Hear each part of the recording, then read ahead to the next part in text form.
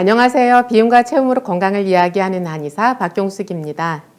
자, 이제 조심스럽게 코로나 시대가 끝나가고 있다라는 말들이 여기저기서 나오고 있습니다. 물론 여전히 조심스럽지만 이제 우리는 이 코로나 시대가 끝나가는 그 무렵에 또 무엇을 준비해야 될까 이런 생각들을 하게 되는데요. 자, 몇 년간에 걸쳐서 들어온 말 중에 참 슬픈 단어 하나가 있어요. 확진자라는 단어가 있는데요. 자, 우리가 코로나에 확진되었다 할 때 확진도 참 슬픈 일인데 그거 외에 또 하나의 단어 확진자. 무슨 말인지 아시죠? 확 몸무게가 늘어난 사람 이런 뜻인데요. 자, 확진자가 많이 늘어났다 이런 이야기를 해요. 그래서 오늘은 대놓고 비움에 대한 이야기를 하려고 해요. 제가 늘 비움과 체움으로 건강을 이야기한다 이런 말을 하죠. 자, 오늘은 확진자들을 위해서 비움 얘기를 하려고 하는데요. 제가 하는 얘기를 가만히 들어보면 비우기 위해서는 채워야 되고 또 체움이라는 것은 비움을 위해서 하는 것이고 이렇게 좀 헷갈릴 수도 있겠는데요. 자, 오늘 비움에 대한 이야기 진행해 보도록 하겠습니다.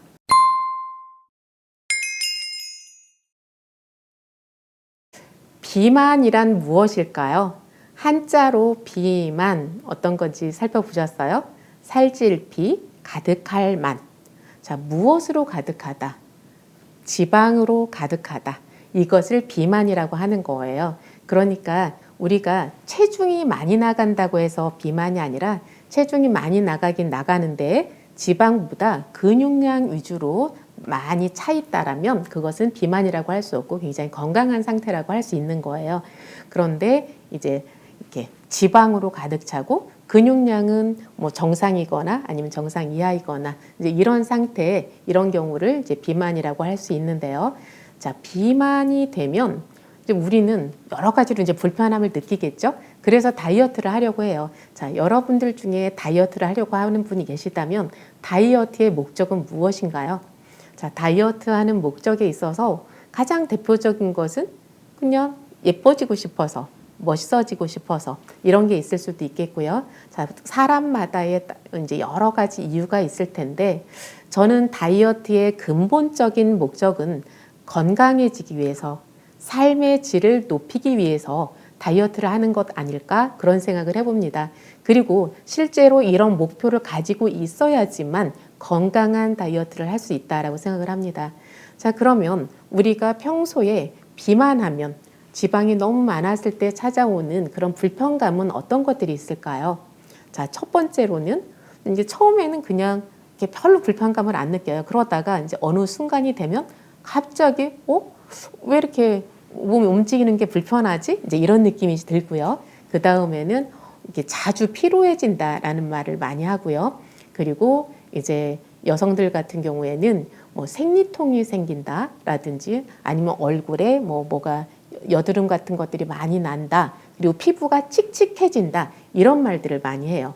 그리고 이제 30대, 40대로 넘어가면서 이제 지방간이 생긴다든지 고지혈증이 생긴다든지 고혈압이 생긴다 아니면 당뇨가 생긴다 이제 이런 일들이 생기는데요. 그런데 여러분들 그거 아세요? 이제 고혈압 당뇨가 옛날이 아니라 이제 얼마 전까지만 해도 되게 40대 후반, 50대, 60대 이때 주로 발병하는 것으로 생각을 했었는데 30대, 40대에서도 굉장히 많이 발생하고 있다라는 거예요. 그런데 본인 스스로가 지금 고혈압이다, 당뇨다 이런 거 인식을 못했을 뿐이지 사실은 이제 고혈압, 당뇨 환자가 굉장히 많이 생기고 있고요. 심지어는 20대인데도 불구하고 혈압 조절이 안 되는 그런 경우들이 있더라고요. 그래서 이제 그 고혈압 때문에 군대를 못 가기도 하는 이제 그런 사례도 제가 보았는데요. 자, 이렇게 우리가 비만하게 되면 그러니까 지방이 과다해지게 되면 피로감이 생기고 피부가 맑지 않고 그리고 지방간이라든지 아니면 생리불순이라든지 또는 이제 고혈압, 당뇨 이런 것들이 이제 생길 수 있어요. 자, 이런 것들로부터 우리가 이제 몸이 건강해지기 위해서 다이어트를 한다. 이제 이런 이야기인데요. 예를 들어서 비만에다가 당뇨가 겹쳐 있어요. 또는 비만에다가 이제 고혈압이 겹쳐 있거나 비만에다 지방간이 겹쳐 있거나 이런 경우에는 혈압약을 먹지 않아도, 그리고 당뇨약을 먹지 않아도 다이어트를 하는 것만 가지고서도 혈압이나 당뇨나 지방간이 조절될 확률이 굉장히 높아요. 그래서 고혈압, 당뇨, 지방간이 있으면서 비만하다면 그때는 최우선적으로 약을 먹을 생각을 하지 말고 다이어트를 하는 것을 먼저 생각하는 것이 바람직하다고 할 수 있겠습니다. 이렇게 지방간, 고지혈증, 고혈압, 당뇨 이런 것들이 한꺼번에 찾아오는 것들을 대사증후군 또는 인슐린 저항성 증후군 이렇게도 이야기를 하는데요.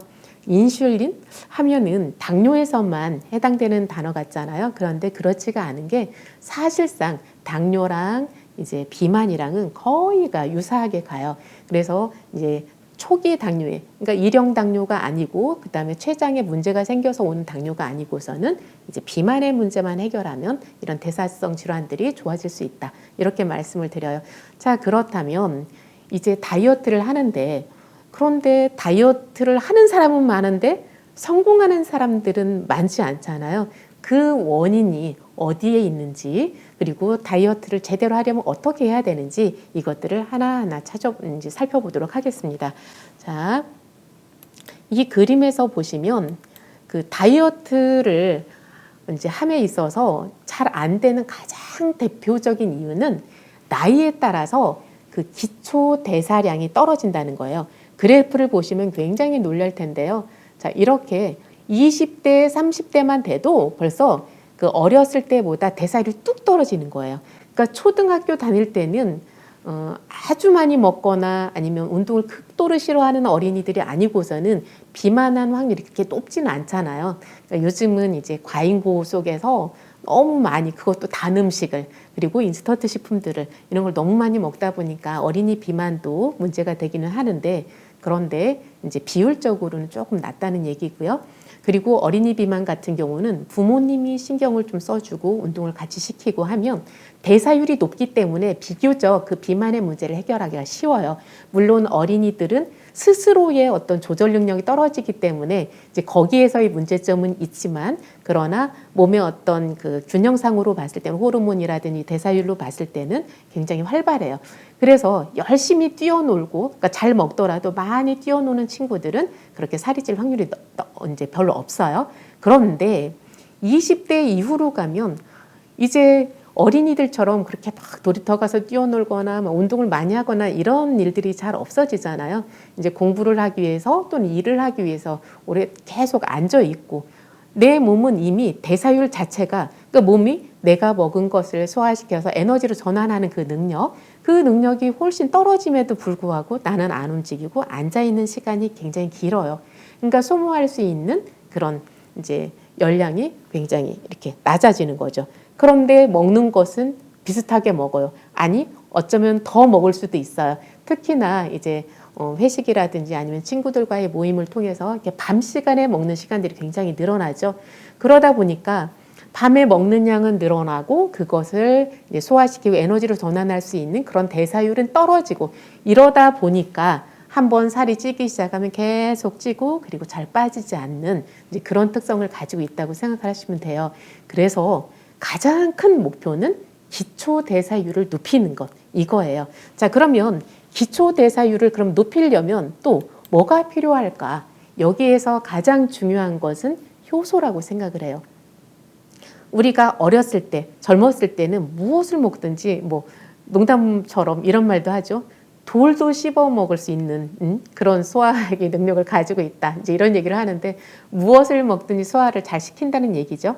자, 그런데 이 효소라는 것도 이렇게 그래프에서 보시면 알겠지만 10대, 20대, 30대 이렇게 나이가 들면 들수록 뚝뚝뚝 떨어지는 거예요. 자, 우리가 수명을 이야기할 때 어떤 것으로 그 수명을 이야기한다? 혹시 기억하시는 분 계신지 모르겠어요. 제가 두 가지로 말씀을 드렸는데요. 평생 동안 뛰어야 할 심박수를 가지고 태어난다.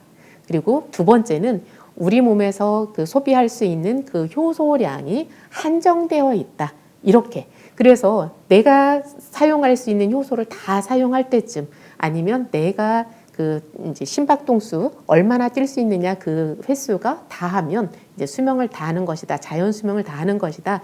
이렇게 보는 견해도 있다. 제가 그런 말씀을 드렸었는데요. 이게 일리가 있는 것이 이게 나이가 들면 계속해서 효소량이 줄어들기 때문에 내가 이제 소화 능력도 떨어지고 그리고 이제 움직이는 데 있어서도 힘이 떨어진단 말이에요. 자, 이렇게 효소가 점점 부족해져요.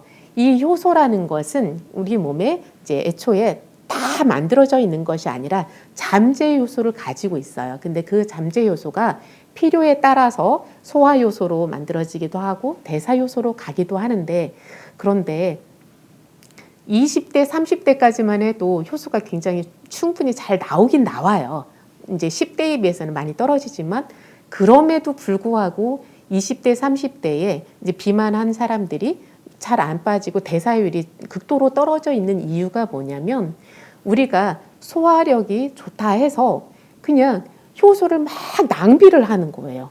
그러니까 똑같은 음식이 아니라 우리가 음식을 먹더라도 자, 소화하는 에너지를 이만큼만 써도 되는 그런 이제 식사 패턴을 가진 사람과 그다음에 효소를 10만큼을 써야지만 소화를 시킬 수 있는 그런 식사 패턴을 가진 사람.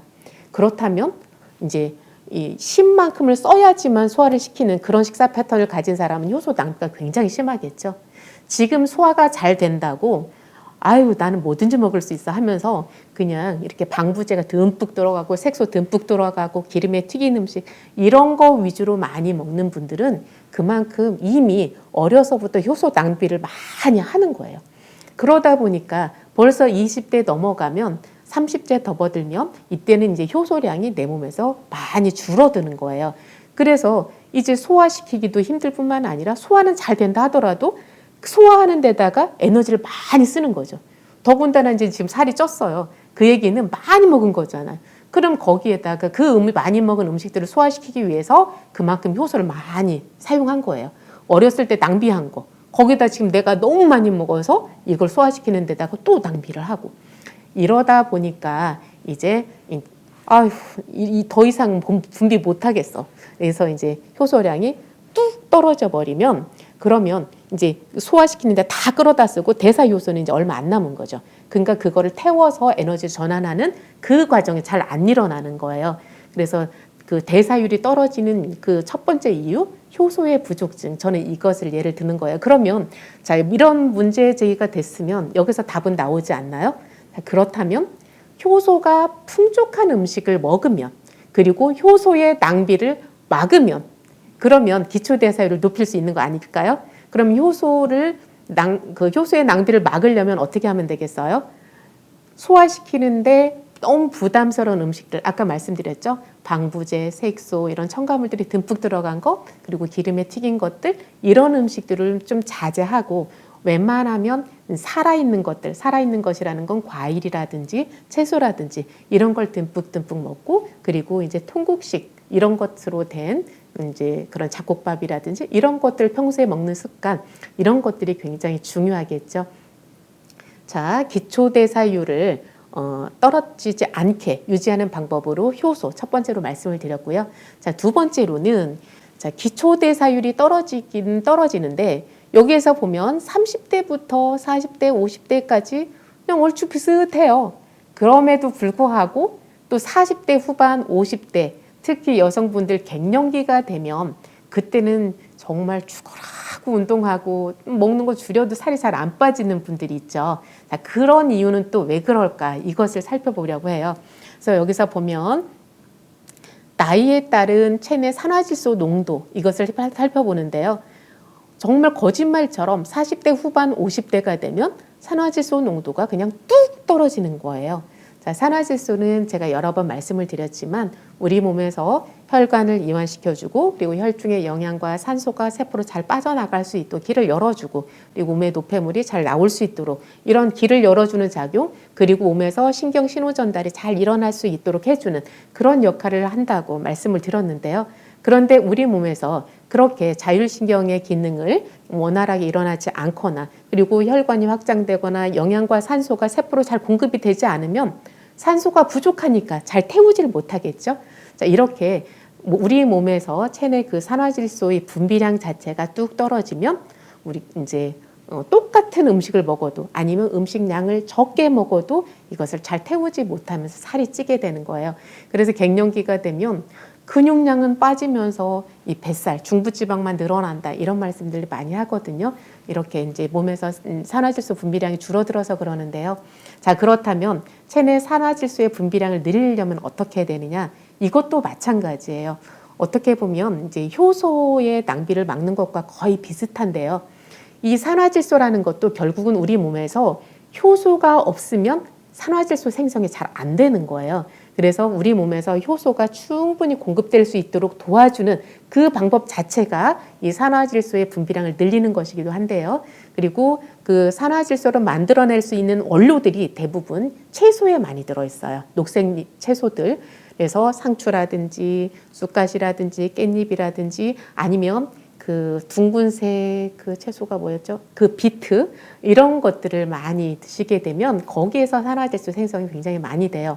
그리고 거기에다가 플러스 운동이에요. 자, 우리가 운동을 하면 혈액순환이 잘 된다 이런 말들을 많이 하잖아요. 운동을 하면 내 몸에서 이제 혈관 내벽에서 산화질소 분비량이 늘어나면서 그 혈관이 확장이 되기 때문에 혈액순환이 굉장히 잘 되는 거거든요. 자, 이렇게 내 몸의 산화질소 분비량이 뚝 떨어지는 이 시기에 산화질소 분비량이 늘릴 수 있는 방법 이렇게 설명을 드렸습니다. 자, 그런데 이렇게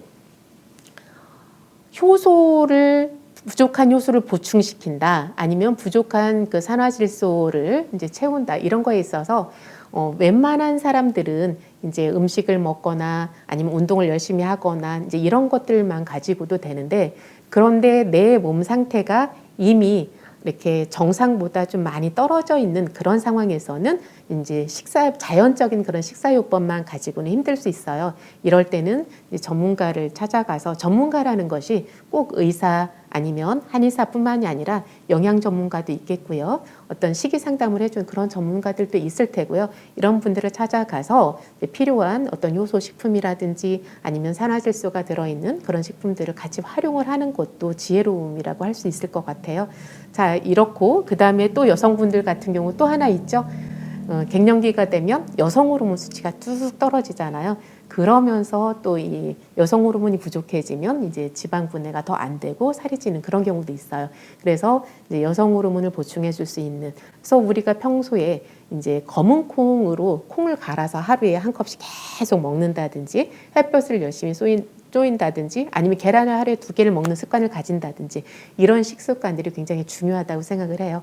자, 이것은 어떻게 보면 이제 제가 말씀드린 거는 이제 왜 20대, 30대를 넘어가면서 살이 찌고 살이 찌면 잘 빠지지 않느냐 이제 원인 그리고 그것을 해결하려면 어떤 것들을 먹어야 되느냐 이런 것들에 대해서 말씀을 드렸는데요. 자, 충격적인 그림 하나가 있어요. 이걸 보면은 살 빼고 싶은 생각이 저절로 들지 않을까 싶기도 한데요. 내가 겉으로 나타나는 그런 이제 외모적인 문제 아니면 몸의 불편감 이런 것도 있겠지만 혈관 안을 들여다보지는 못하잖아요. 그런데 혈관 안을 들여다보면 이미 내가 한 30대, 40대를 접어들면 혈관에 이렇게 지방이 많이 끼고 있다는 거예요. 그래서 이렇게 밖으로 내가 손으로 잡았을 때 지방이 막 두툼하게 잡히고 그러는데 그 지방이 이렇게 밖에만 있겠냐고요. 이렇게 손으로 잡히는 건 체지방이라고 할 수 있겠고 배 내장들 사이사이에 이제 끼어 있는 건 내장 지방이라고 할 수 있어요. 이렇게 내장 지방뿐만이 아니라 이제 간에 가서 축적되면 지방간이죠. 그런데 이것이 혈관 안에 가서 또 그 혈관벽에 막 쌓이는 거예요. 자, 그러다 보면 이제 혈관 기능 자체가 떨어지니까 건강에 이상을 더 초래하겠죠. 그래서 이제 대사성 질환들이 이제 더 심해지는 건데요. 이렇게 혈관 안에 있는 이 지방떼들 이걸 녹여내고 싶은 생각 드시죠? 자, 그래서 이제 우리가 이제 날도 따뜻해졌고 그리고 코로나 시대도 이제 어느 정도 가고 그래서 이제 사람들과 이제 대면하는 시간들도 더 많아질 텐데요. 이제 나 먼저 건강해지면 면역력도 올라갈 것이고 대사질환에서부터도 해방될 수 있을 것이고 다 같이 힘을 내서 이렇게 다이어트 한번 해보았으면 좋겠어요. 자, 그렇다면 이제 제가 좀 전에 말씀드린 것처럼 효소를 채워주고 부족한 산화질소를 보충해주고 이렇게 해야 정상적인 다이어트다 말씀을 드렸는데요. 다이어트를 잘못했을 때 나타나는 부작용들은 무엇이 있을까 한번 생각해 보면 좋을 것 같아요. 자, 다이어트를 잘못한다? 잘못하는 경우가 어떤 게 있을까요? 대부분은 그냥 무조건 안 먹는 방법. 그러니까 먹는 양을 극소로 줄인다든지 아니면 원푸드 다이어트. 한 가지 음식만 먹는다든지 이런 식으로 다이어트 하는 분들에게 있어서 이제 부작용이 제일 많이 나타나는데요. 많이 안 먹어요. 그러다 보니까 살은 어느 정도 빠질지 모르겠지만 이제 영양이 굉장히 부족해지겠죠. 그러면서 이제 생겨나는 대표적인 부작용 요요예요. 자, 요요라는 것은 툭 내려가면 금방 툭 치고 올라오는 거. 이게 요요잖아요. 그래서 영양이 너무 부족하게 이제 절식 또는 단식을 하다 보니까 이제 내 몸에 필수 영양소들이 없단 말이에요. 그럼 내 몸에서는 이거 뭐지? 큰일 났다. 이제 위기감을 느끼는 거예요. 그래서 내가 이제 뭔가 음식을 먹기 시작했을 때 그걸 계속 저장하려고 하는 이제 그런 기전이 발동을 하죠. 그렇기 때문에 이제 먹는 족족 그게 살로 가는 거예요. 그런데 그게 근육으로 가면 좋을 텐데 내 몸에서는 사용할 수 있는 열량이라는 건 한정되어 있거든요. 그리고 내가 먹는 것을 팍 줄인 상태에서 대사율은 이미 또 떨어져 있는 상태예요. 그 상태에서 많이 먹으면 대사율이 떨어져 있으니까 그걸 태워서 전환을 시키거나 근육으로 보내질 못해요. 그리고서 그냥 많은 그 열량을 지방으로 자꾸 축적을 해놓는 거예요. 그래서 이제 다이어트를 한다고 했다가 다시 먹으면 지방만 팍팍 늘어나는 현상, 이걸 요요라고 할 수 있을 텐데요. 자, 그런 부작용이 있고요. 자, 두 번째는 영양이 부족하다고 했죠. 그 중에서도 비타민 B군이 부족해질 확률이 굉장히 높아요. 얼마 전에도 제가 이제 신문에서 그런 내용을 봤었는데요. 비타민 B군이 부족해지면 내 몸에서 어떤 생리활성화 기능이 현저하게 떨어져요. 그리고 비타민 B2 같은 경우는 이제 특히나 그런 림프 순환이라든지 아니면 에너지 대사가 잘 일어나게 하는 데 있어서 조효소로서의 역할이 굉장히 크거든요. 그런데 아이러니컬하게도 내가 그 비타민 그 B군을 영양 섭취를 덜 하다 보니까 비타민 B가 부족하니까 대사율이 더 떨어지는 거예요. 그러면서 그 다음이 없는 거죠. 자, 이렇게 비타민 B군이 이제 부족해지기 쉽고요. 그리고 단백질 섭취를 이제 부족하게 하면서 이제 근육량이 감소되기 쉬운 이제 그런 특징을 가지고 있어요.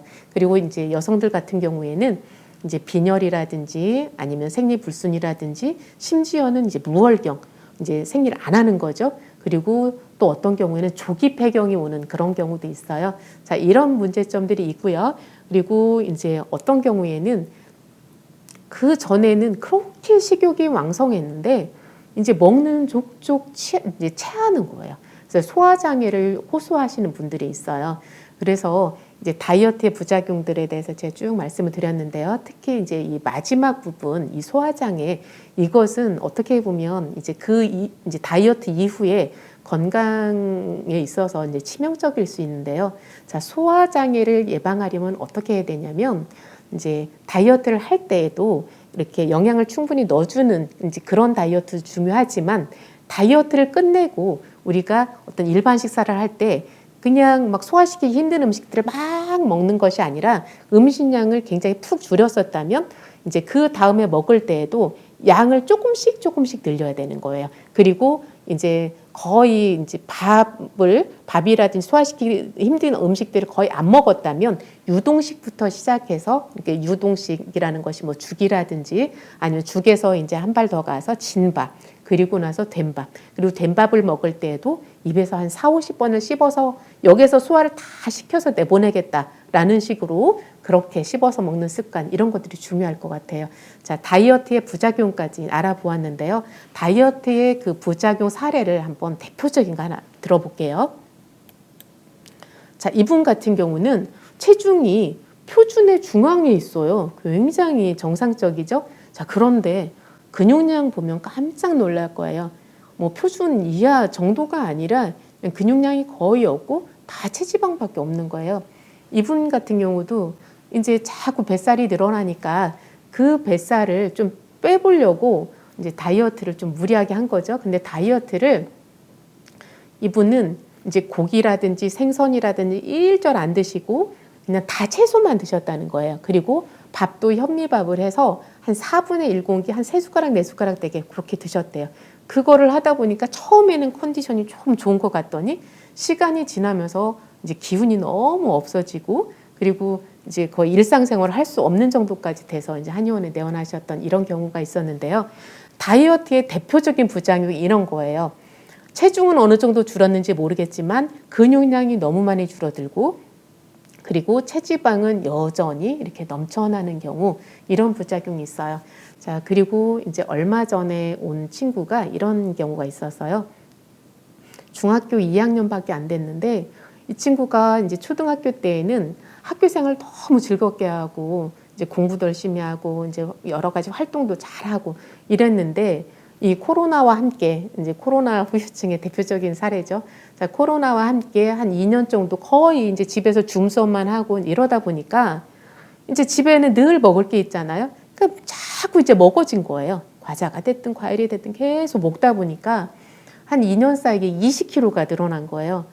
어느 날 갑자기 거울을 보니까 내 모습이 이상한 거죠. 그리고 막 짜증이 늘고 이제 우울해지고 근데 이 친구가 굉장히 의지가 강했던 것 같아요. 그래서 저는 참 칭찬할 만하다 싶은데 이 친구가 안 되겠다 이런 모습은 싫다 해가지고 이제 다이어트를 한 거예요. 그런데 이 친구도 좀 전에 이제 이렇게 이제 근육량이 많이 줄어들었던 그 사례 분처럼 이제 극도로 이제 음식량을 줄이는 것으로 이렇게 다이어트를 한 거예요. 이제 운동보다는 이제 주로 그렇게 음식 중심으로만 했는데, 이제 그러면서 정말 또 그 쪘던 살 20kg를 고스란히 뺀 거예요. 자, 거기까지는 의지의 한국인이다. 정말 대단한 아이다. 칭찬해주고 싶어요. 자, 그런데 소화장애가 너무 심하게 오고 그리고 이제 어지럼증이 생기고 생리도 안 하고 그리고 공부에 집중이 안 되고 짜증나고 막 우울감이 생기고 이런 일들이 생긴 거예요. 그래서 다이어트를 이제 잘 못했을 때 이제 부작용이 이런 것들이라는 거예요. 자, 그래서 제가 비움 얘기를 하면서 체움을 또 이야기를 하는 것은 자, 제대로 비우려면 제대로 채워야 된다. 그러니까 비타민 B군이라든지 단백질이라든지 아니면 여러 가지 칼슘이라든지 철분이라든지 아연이라든지 이런 중요한 성분들 그리고 효소 이런 것들을 가득 채워줌으로써 진정한 비움이 일어날 수 있다. 이런 말씀을 드리는 거예요. 자, 마지막은 기분 좋은 사례를 가지고 마무리해 볼게요. 자, 이분은 이제 비만해서 오셨어요. 근데 비만해서 오셨다기보다는 체중이 85kg 나가는데 그런데 운동을 많이 하신 분이라 그렇게 이렇게 뭐 뚱뚱해 보이진 않았어요. 그런데 이분이 제일 불편한 건 혈압이 조절이 안 되고 혈압약을 먹어도 조절이 안 되는 거였죠. 그리고 이제 협심증과 공황장애가 있었고요. 그래서 한번 가슴이 답답해지기 시작하면 거의 숨을 못 쉬고 이제 뭐 허옇게 되면서 이제 얼굴이 하얗게 질리면서 쓰러져서 응급실에 실려가기도 하고 이제 이런 일들이 잦아지는 분이었는데요. 그리고 이제 숨쉬기를 힘들어하는 거예요. 평소에도 계속 숨이 차고 그리고 이제 뭐 숨이 찬다 싶으면은 온몸에서 식은땀이 줄줄 흐르면서 이런 상황이 되어서 오셨어요. 그래서 이제 병원에서는 이제 공황장애 우울증 약 그리고 고혈압 약 이것을 복용하던 상태에서 이제 오셨는데 이분한테 제가 이제 효소라든지 아니면 산화질소 생성할 수 있는 것들이라든지 아니면 이제 또 몸에서 이제 대사 기능을 활성화해 줄 수 있는 약이라든지 이런 것들 좀 넉넉하게 부어 넣어 주었어요. 이제 그랬는데 한 달 만에 놀라운 일이 일어났어요. 그래서 체중은 이제 85kg에서 이제 78kg 정도로 한 7kg 정도 빠졌는데요. 그래프를 보시면 알겠지만 근육량 거의 빠지지 않았어요. 그런데 이 체중이라는 것이 이제 지방에서만 거의 고스란히 빠져나갔죠. 그러면서 혈압이라든지 협심증이라든지 공황장애, 우울증 이 증상이 싹 사라진 거예요. 자, 제대로 된 다이어트라는 것은 이렇게 비만을 해결함으로써 내 건강 상태가 좋아지는 것 이렇게 정리할 수 있을 것 같아요. 자, 다이어트는 삶의 질을 높이는 것이다. 이것이 제 결론이에요. 그리고 이렇게 제대로 비우려면 진정하게 채움이 있어야 된다. 다이어트는 삶의 질을 높이는 것이다. 삶의 질을 높이기 위해서 우리가 비우는데 비움이 있으려면 제대로 채워야 된다. 자, 이게 결론입니다. 감사합니다.